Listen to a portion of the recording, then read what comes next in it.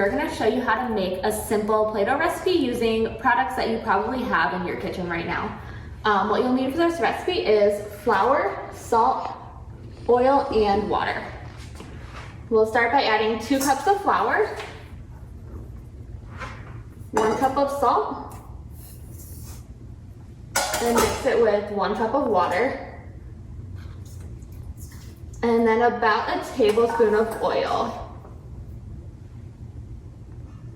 And then you'll mix it together. And you can add more oil if you need until you get the right consistency. I'll take a... Yeah. If it's a little bit sticky, you can always add a little bit extra flour. I know sometimes in class we have to do that.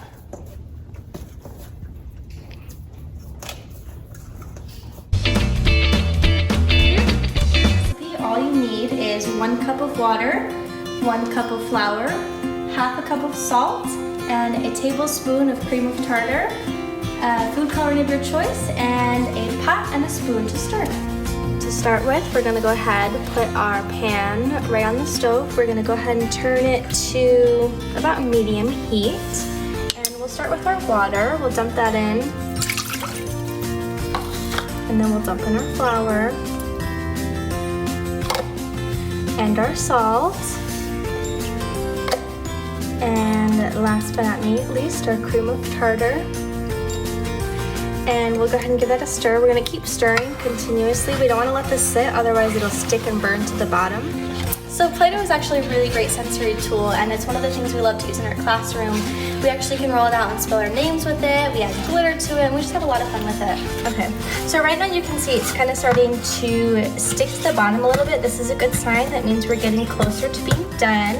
So we're just gonna keep stirring, make sure we're scraping all the edges on the bottom just so it doesn't burn.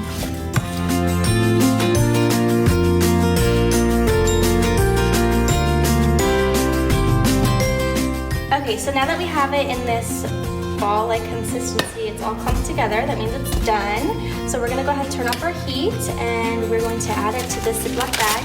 It's obviously really hot at this point, so this will be an adult activity. And we're just gonna let it cool down. Flatten it out, and just let it cool. And then we can go ahead and add our food coloring once it's cooled down. If you want to add some different sensory experiences to these, you can add some essential oil or some extract or seasoning, and also food coloring. You can probably add some rice or sand and give it a little bit of a different texture also.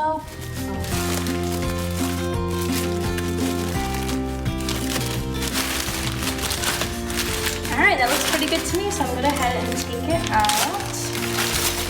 And there you have it. Play-Doh. This is a really great activity for you guys to do at home together. The kids can measure and they can help add the food coloring and help knead it. So hope you guys enjoy.